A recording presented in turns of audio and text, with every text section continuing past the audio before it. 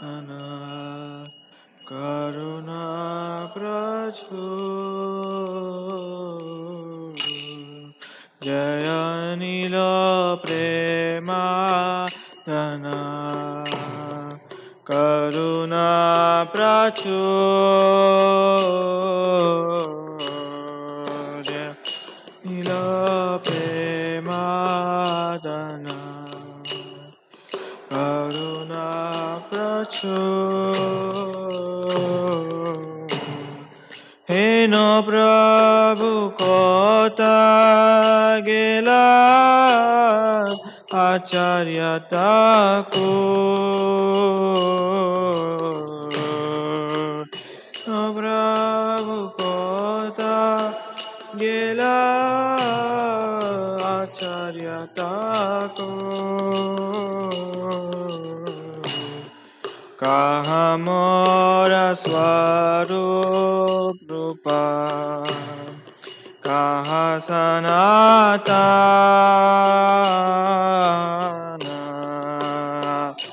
Mora swarup rupa Kaha sanatana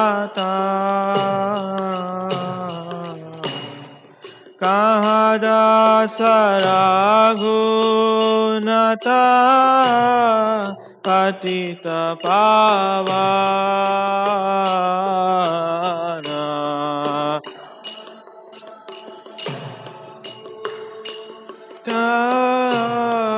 patita pavana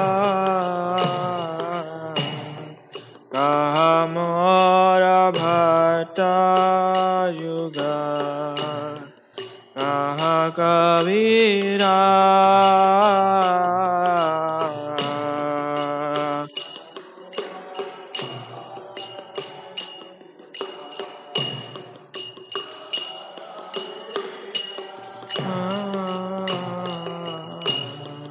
Eka kale kota gela goranatara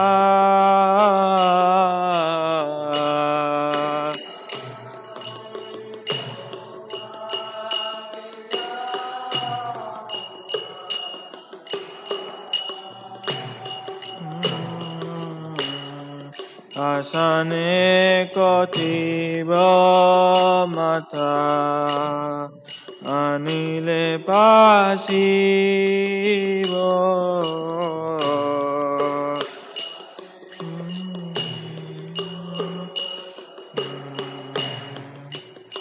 Anile pasibo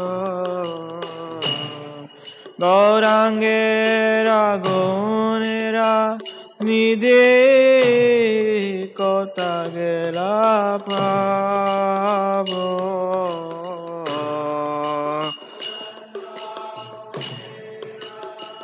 Nide anane pasivo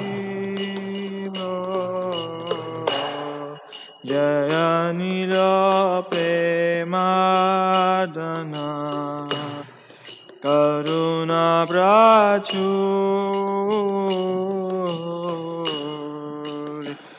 Nila Prema Dana Karuna Prachur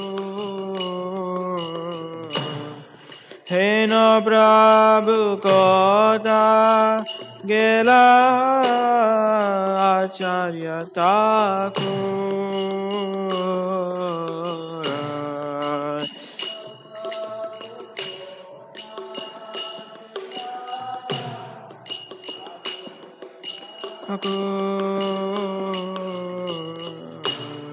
Se sabasaranga sange Ekoilo vilai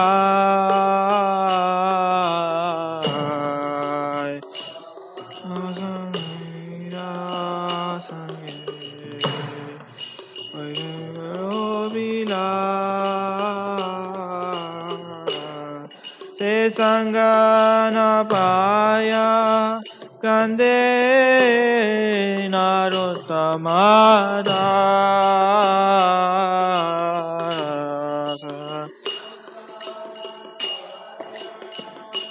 Sange Narotamadasa Se Sangana Praya Kande Narotamadasa Sange Narotamada Jaya Nila Prema Dhanam Karuna Prachur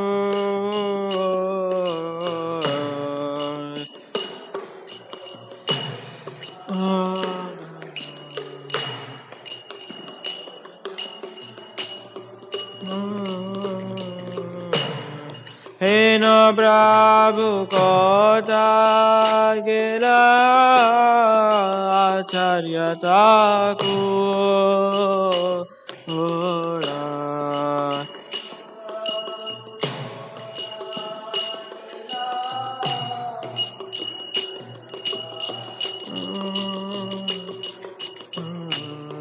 Hena Prabhu Kota Gela Acharya Thakura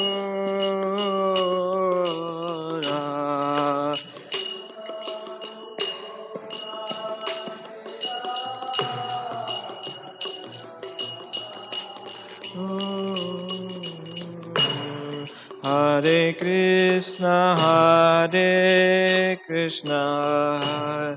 Krishna Krishna Hare Hare Hare Rama Rama Rama Rama Hare Hare Hare Krishna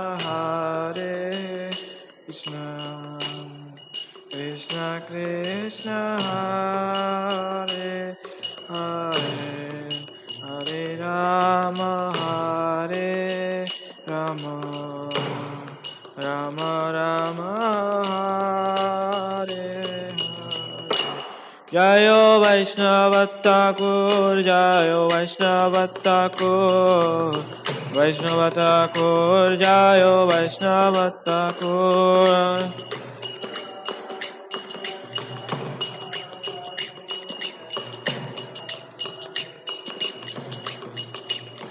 Jayo Vaishnava Thakur Jayo Vaishnava Thakur Vaishnava Thakur Jayo Vaishnava Thakur Vaishnava Thakur Jayo Vaishnava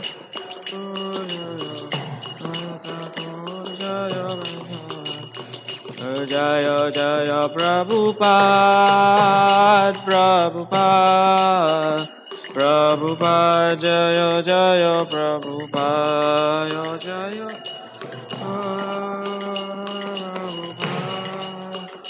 Prabhupada Jaya Nidai Gaur Haribo Haribo Haribo Haribo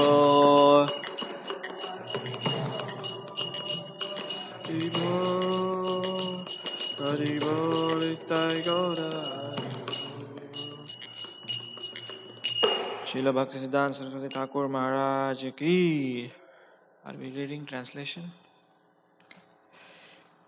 He who brought the treasure of divine love and who was filled with the compassion and mercy, where has such a personality as Srinivasacharya gone? Where are my Swarup Damodar and Rupa Goswami? Where is Sanatan? Where is Raghunath Dasa and the savior of the fallen? Where are my Raghunatha Bhatta and Gopala Bhatta, and where is Krishna Das Kaviraja? Where did Lord Gauranga, the great dancer, suddenly go? I have only 3 here. 4. No, I have only 3 in the page.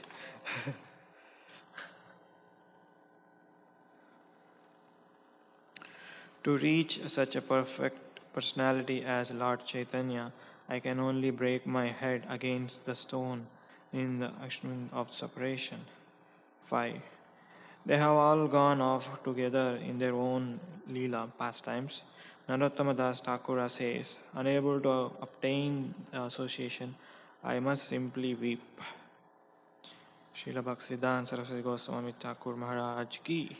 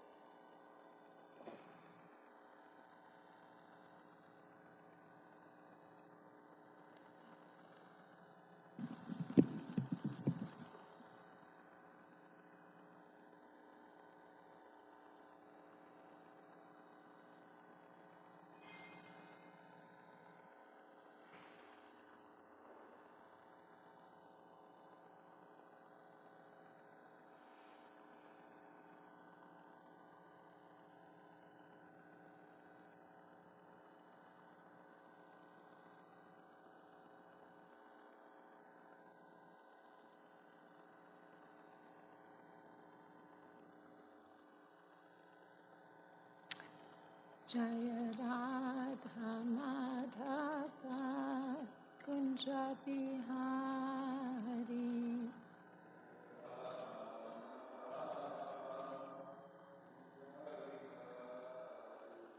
Gopi Jana Vallabha Girivaradari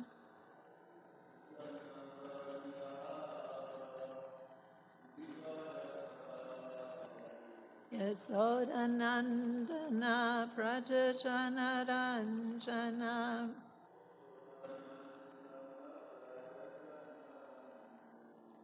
Yamunatira Vanachari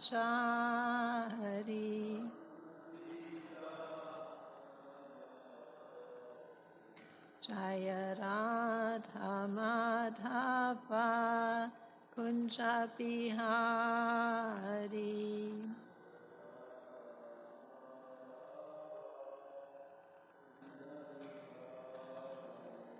Gopi Jana Vallabha Girivaradari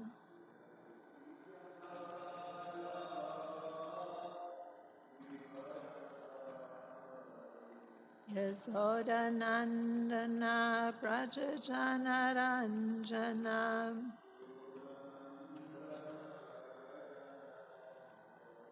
Yamunatira Vanachari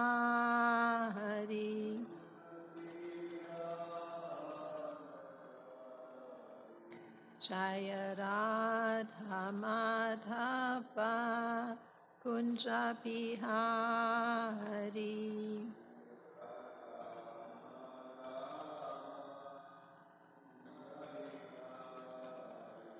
Gopi Jana Vallabha Girivaradari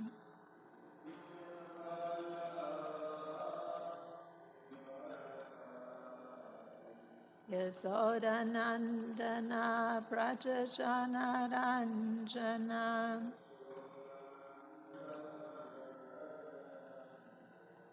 Yamunatira Vanachari.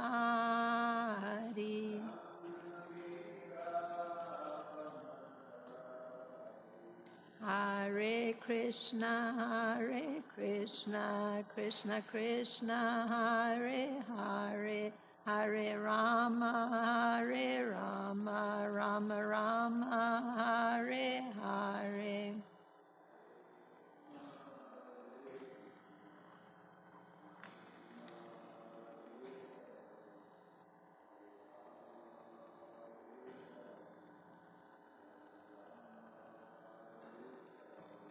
Hare Krishna, Krishna Krishna, Hare Hare, Hare Rama, Rama Rama, Hare Hare.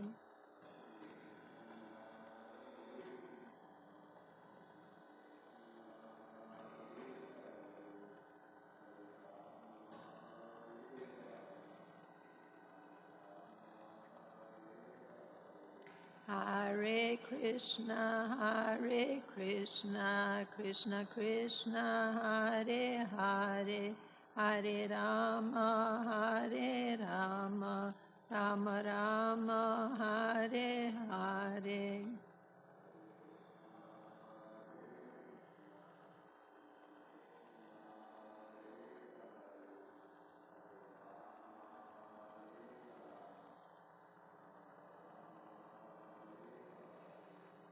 Kishore Kishori ki jai, Jagannath Baladev Subhadra Marani ki jai, Goni Tai ki jai, Srila Prabhupada ki jai.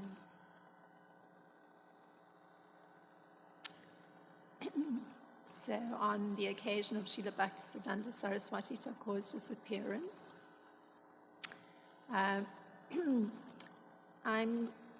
going to turn my attention to two dialogues of Srila Bhaktisiddhanta Saraswati Thakur and give a little explanation of why I'm doing that in particular. So, if one accepts that the Vani of Krishna and the liberated associates of Krishna is none different than their persons, then they may be directly personally worshipped by the intelligence of the devotees. So this idea is presented by Lord Krishna in Bhagavad Gita 1870, where he says, Adiyasyate Chaya Imam Dharmyam Sampadam Avyayo Gyana Yagnena Tenaham Ishtasyam Iti Me Matihi. And I declare that he who studies the sacred conversation of ours worships me by his intelligence. So this process whereby this happens is explained in this way by Srila Baladev Vijayabhusan, where he's in a commentary in an earlier part of Bhagavad Gita in 438, he says, nothing such as going to holy places or austerity purifies as much as knowledge.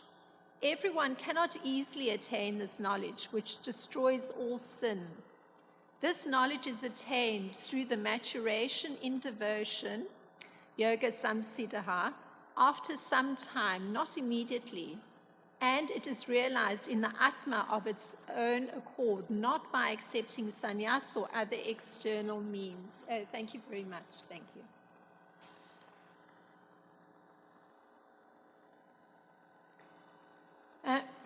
Or as Srila Prabhupada puts it, there's nothing so sublime and pure as transcendental knowledge.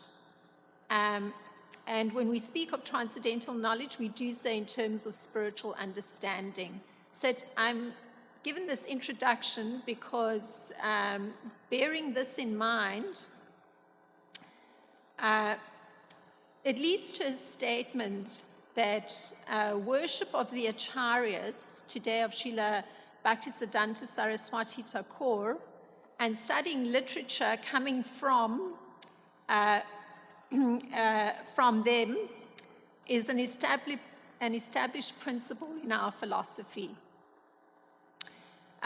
So we can turn to a conversation between Srila Bhaktisiddhanta Saraswati Thakur and one Pandit, Shyamasundar Chakravarti. And this took place in January of 1928, so it's almost 100 years ago, 94 perhaps. So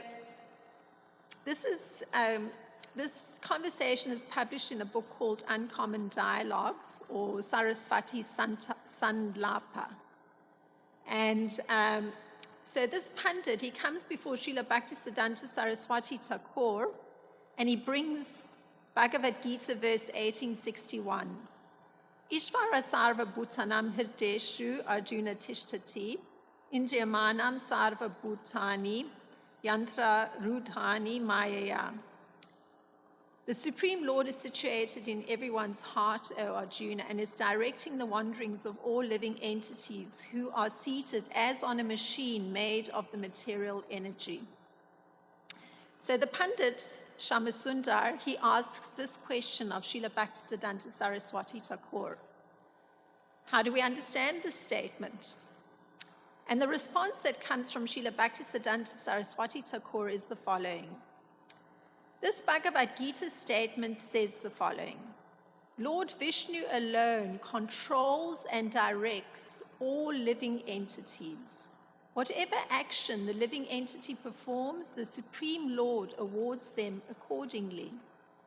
It is by the Lord's inspiration that the living entity's propensity to act, according to their previous karma, becomes active. The living entity is the doer and the Supreme Lord, the director. The Supreme Lord's authority as director is present in every act, the jiva, and he translates jiva as creature, that the creature performs. And that direction takes the form of the Lord, making the jivas enjoy the fruits of their past and present activities and preparing them to perform future activities based on their continued conviction that they are the prime actors. And the Supreme Lord bestows results, and the living entity enjoys those results. So, being the highly intelligent Pandit, Shyamasundar, he brings a further question to Srila Bhaktisiddhanta. He says, why are the living entities given independence in the first place? Very logical question, taking into account that Srila Bhaktisiddhanta has just explained the Lord directing everything.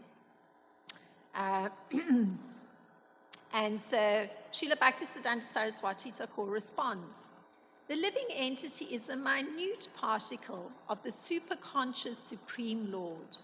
The qualities present in ocean water are present in each drop of that water, although in minute quantity.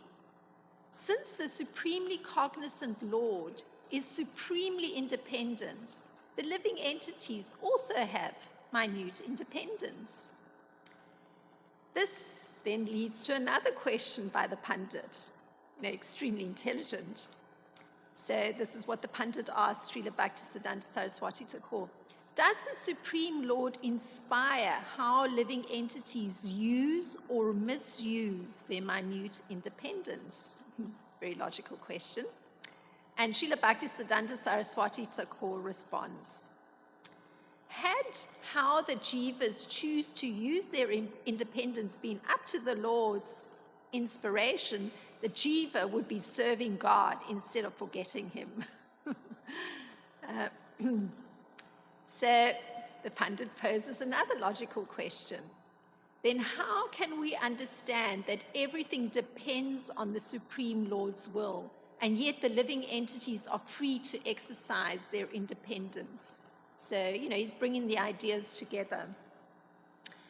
And he apologizes because obviously he's got a very sharp intelligence. And he says to Srila Bhaktisiddhanta, I'm not asking you these questions just for the sake of argument. You are a learned scholar and a great devotee. And so I'll ask you these questions. Once I read a statement by Thakura, which was quoted in Tilaka's Indian edition of Bhagavad Gita. The purport of the statement was, quote, "Oh my Lord, if my karma is going to deliver me, then what use are you?" Close quote. Imagine. So Srila Bhaktisiddhanta Saraswati Thakura, he responds. This is him speaking. This is answered in Srimad Bhagavatam. So this question of what use is the Supreme Lord if my karma is going to be delivering me? And Srila Bhaktisiddhanta says, in Srimad Bhagavatam, the answer is found in 10.14a, so that's Lord Brahma speaking. My dear Lord, one who constantly waits for your causeless mercy to be bestowed upon him and who goes on suffering the reaction of his past misdeeds, offering you respectful obeisances from the core of his heart, is surely eligible for liberation, for it has become his rightful claim. So Srila Bhaktisiddhanta responds with Lord Brahma's words, and then he continues.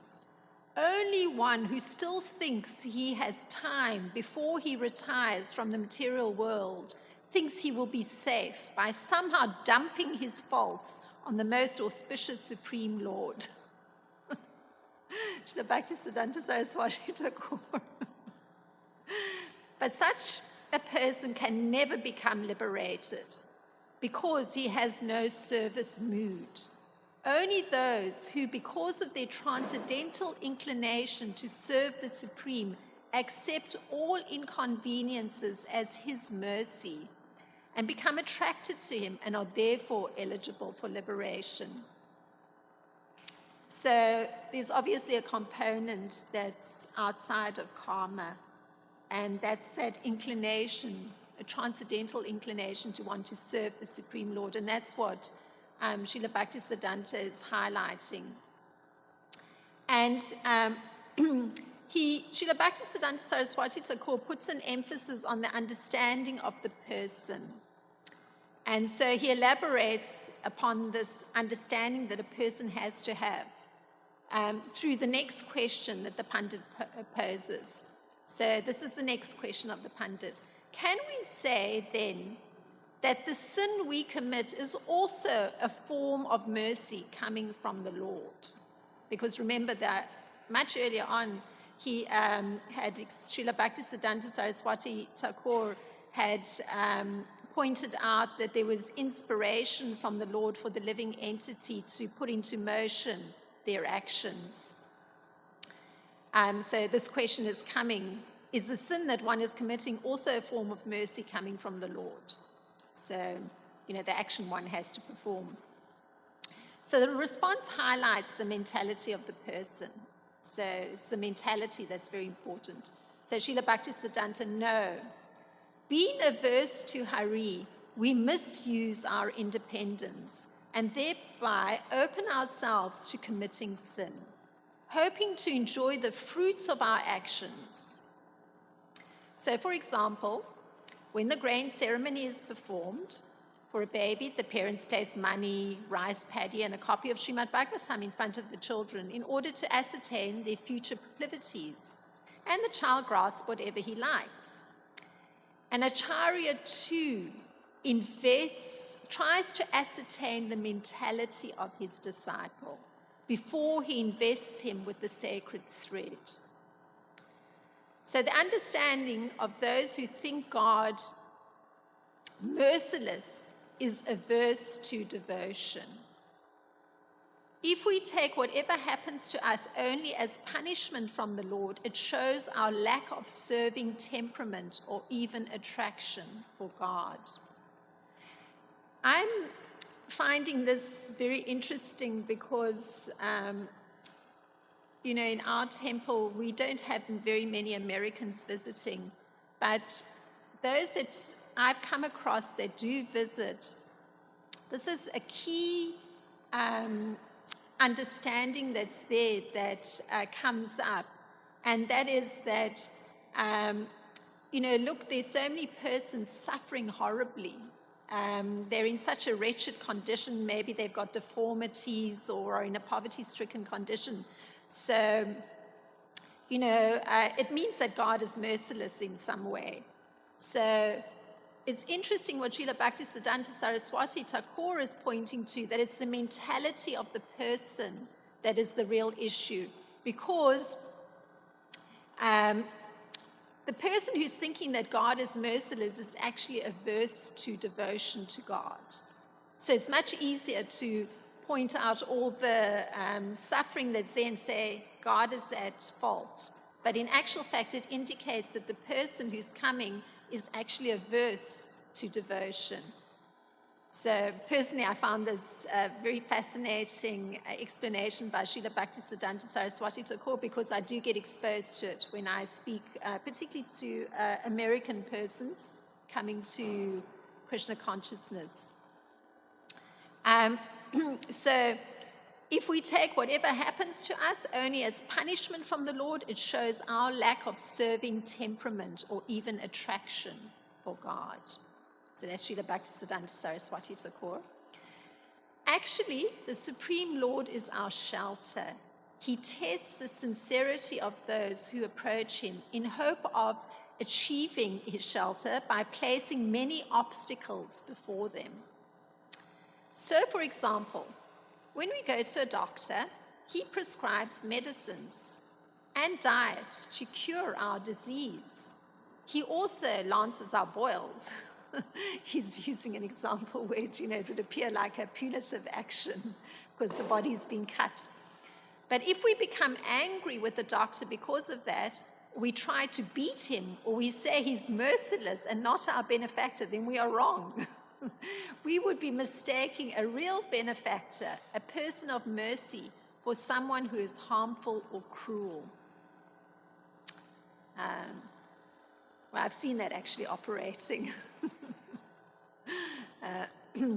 That brilliant example, the analogous example of the healing doctor and Krishna actually putting obstacles that are for one's benefit, and the doctor perhaps performing actions that appear to be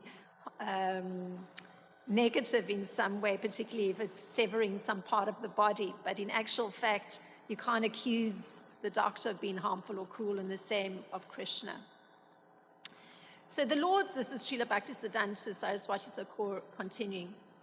The Lord's illusory energy places all kinds of tempting items before us. There are many kinds of bait. There are hooks, traps, nets, and chains. All these are meant to entangle us in the network of illusion. We are tempted by such things and then hooked by them. And so we sometimes become pious workers, karmis, in the name of doing good for others or search after impersonal Brahman. So that's a very interesting thing that, if that mentality, this is Srila Bhaktisiddhanta Saraswati Thakura, if that mentality of seeing God as merciless based on, what you're observing in the world, you are staying with that position, it's indicating that one is actually not got that inclination, that mentality to be inclined towards serving God. And Srila Bhaktisiddhanta is going on that actually there's all kinds of, these are kind of like hooks in material nature that actually allow a person to fall into further illusion.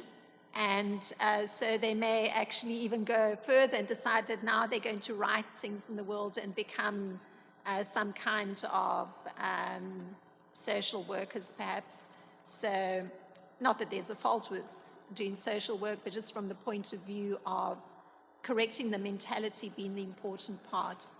So Srila Bhaktisiddhanta Saraswati Thakura, he teaches by giving a story on illusory suffering and one man's response to that suffering. So I'm expanding on the idea of, when one's observing in the world, how one can respond to the world.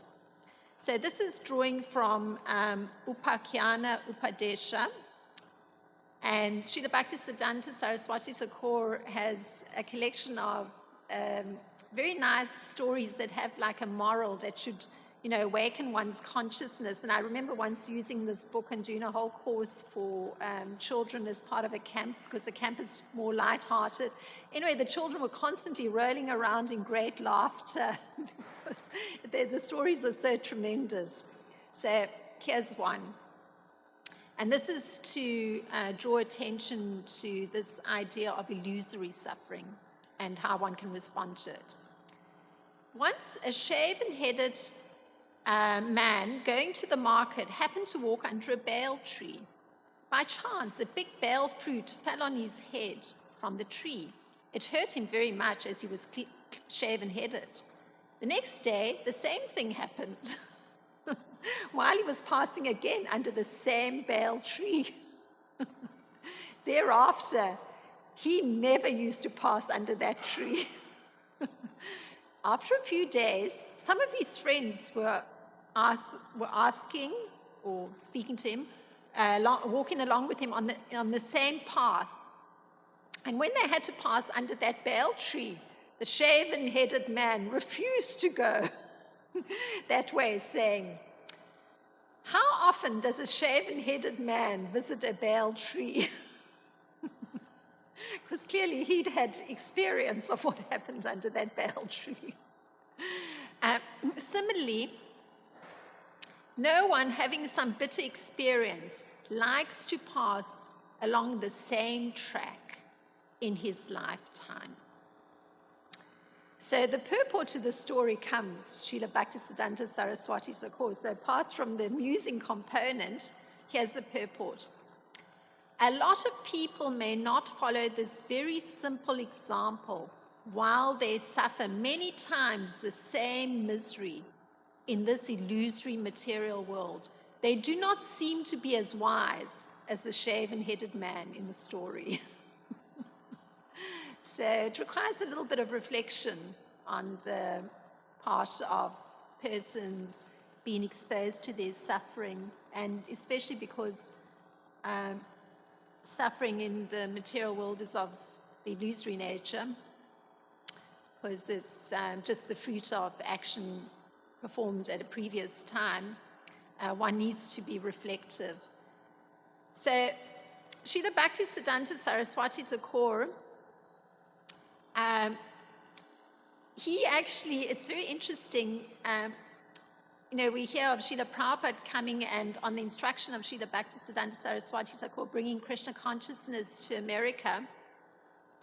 But actually, he did get himself a chance to present Vaishnava philosophy in America in January of 1929.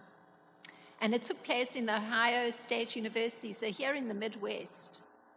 And there was a Professor Southers who, and this is drawing from the Life and Precepts of Srila Bhaktisiddhanta Saraswati Thakur, a booklet.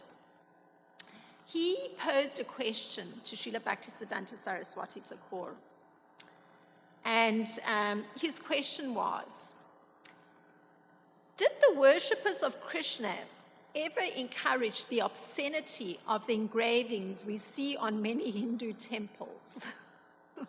So this may appear almost amusing, but it's very interesting because generally persons unfamiliar with a particular culture will see the externals. And this particular professor was obviously familiar with many of the carvings. So this is Srila Bhaktisiddhanta Saraswati Thakur's response. And it's just so amazing because there's so much depth in the response. And this is how he says, it's not like, dismissing such a question. This is how he approaches it. Those who are actual worshippers of Krishna do not promote obscenity. So immediately he flattens it. All decency and morality emanate from the lotus feet of Krishna. The highest sense of morality, the soul, in its pure unadulterated condition, is manifested as love towards the Supreme Soul. The culmination of this pure love is found only in the devotees of Krishna. The highest morality taught by the noble Jesus does not even come near the principles of amorous love enshrined in the devotees of Krishna. So he directly attacks a whole theology and does a comparative. So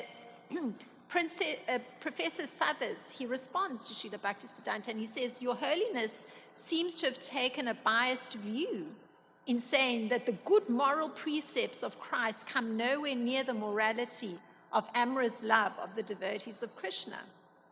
And Srila Bhaktisiddhanta Saraswati Thakura responds, certainly not. In fact, we claim to be greater and better Christians than Westerners. Our judgment is not restricted to secular morality. The morality of spiritual love transcends supernatural morality, which again surpasses secular morality. If Christian morality can be nourished with amorous love for divinity, then it may be perfected. To a pure soul, he who has transcended mundane morality and entered the plane of divine love, secular morality is dwarfed in comparison. But he feels no apathy or attachment to mundane morality. On the other hand, morality waits like a maidservant to assist spiritual morality. The service of the Lord of transcendental love. At the same time, we should understand that the character of one cultivating spiritual love is never devoid of morality. One hostile to morality or fallen from it can never be a spiritual man. In the blazing core of the teaching of Chaitanya Deva, his ideal debauchery is not devotion, because he's referring again to the professor's view that actually those engravings on the temple walls indicated debauchery. The evidence is abundant when reflecting on the character of Sri Chaitanya Deva and his follows. Secular morality concerned with worldly, and this is the crux of the matter, secular morality concerned with worldly enjoyment or its renunciation are unable to grasp in their tiny brains that the pinnacle of morality is realized in the amorous sports of Krishna. And it has been adored and glorified by the highest realized souls who are the intimate followers of Sri Chaitanya Mahaprabhu, namely Sri Rupa Goswami and his associates and followers. So extraordinary, because we're living in America, so I thought these particular conversations were of great interest. Of course, we don't get so much of a chance, as I was saying, in this temple to get exposed to Americans. It's somehow, unfortunately, in the present time. But these are very relevant discussions. So this analysis of morality, culminating in morality being realized in the amorous sports of Krishna, is challenged by the professor. That's what the professor says. How can your statements be reconciled with the descriptions that are found about Krishna's amorous sports? And I'm just going to pause for a minute. As I mentioned, I do get exposed to different Americans coming to the temple. I mean, it's like the idea, generally persons of a similar culture gravitate towards somebody of their same culture. So, a Telugu-speaking person will immediately find another Telugu-speaking person when they first visit the temple. And in the same way, an American person will find another American person to speak to. So I had a recent exposure where the pastimes of Krishna with the gopis was read to me. And it's a similar idea. When, after a little bit of discussion, it was said, oh, but isn't this any male person's fantasy? And this is that the professor is similarly saying that he's viewing, it's inbuilt, his assumption is that or that Srila Bhaktisiddhanta Saraswati Thakura is saying that actually this is perfectly pure morality. There's no debauchery whatsoever. And the professor's still saying, but when you read the descriptions, how can you actually say, how can you reconcile your statements with the description? And somebody coming to the temple stated it the way I've just expressed it. And again, Srila Bhaktisiddhanta Saraswati Thakur, he tackles the secular morality limitation. Krishna sports are not temporal, lustful sports, like dramatic heroes and heroines, like Romeo and Juliet, or even that of ideal spouses. The lust of this world is mental passion, but lust as it exists in the transcendental region of Krishna has a different form. Here, lust is always goaded by the enemy, one of the 6 passions, whereas in the transcendental region of Krishna, the loveliness of the spiritual body of Krishna ever drives a lust for Krishna, which takes form as sublimated love, or the desire to gratify the immaculate senses of Krishna. So notice all the descriptive terms that Srila Bhaktisiddhanta Saraswati Thakur uses, and you can see the brilliance because he gets at the mentality of the person. He calls Krishna's senses immaculate.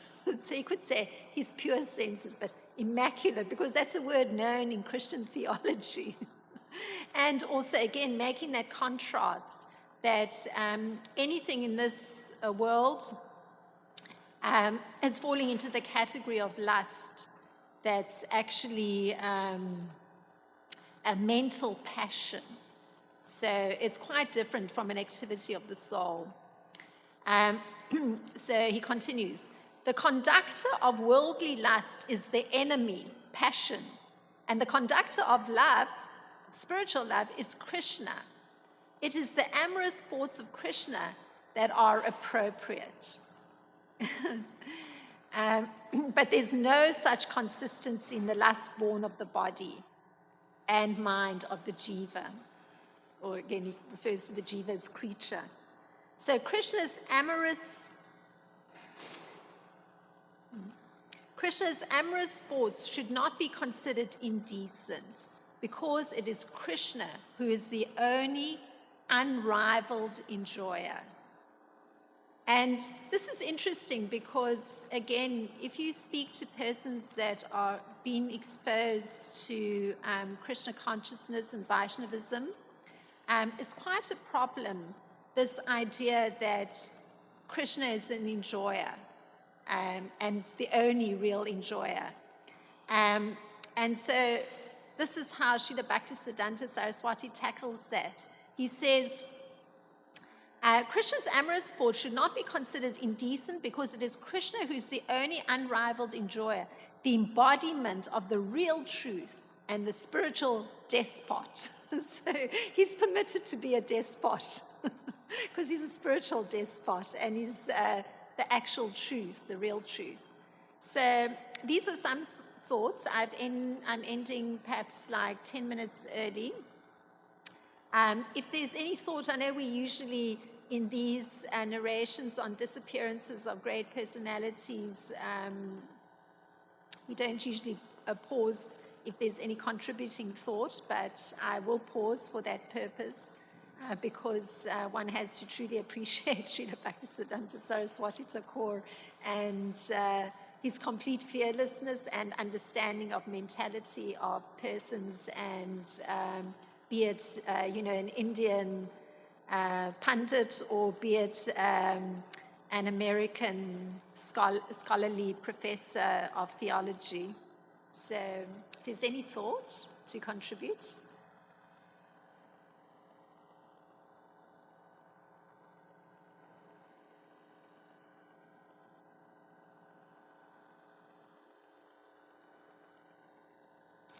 And if there isn't, we're going to be 10 minutes early, so I guess while we set up and readjust ourselves for the kirtan. Thank you very much for your kind attention. Oh, there is. Oh, okay. Thank you. Just a factual question, Mata. This correspondence, how did it take place between the Iowa State professor and Bhaktisiddhanta Saraswati Thakur? In person. And I don't know where the professor came to him, but there's a huge photograph of Srila Bhaktisiddhanta walking, and behind are all these gentlemen with the stiff starched collars of priests. So I don't know exactly where the conversation took place. It's not given, but it was in person. So, and it's to be found in the Life and Precepts of Srila Bhaktisiddhanta, a very big book. You can see the beautiful photographs of him preaching. Quite extraordinary. So thank you very much for your kind attention. We'll just readjust ourselves for the next part of the program. Srila Bhaktisiddhanta Saraswati Thakur ki jai. Srila Prabhupada ki jai.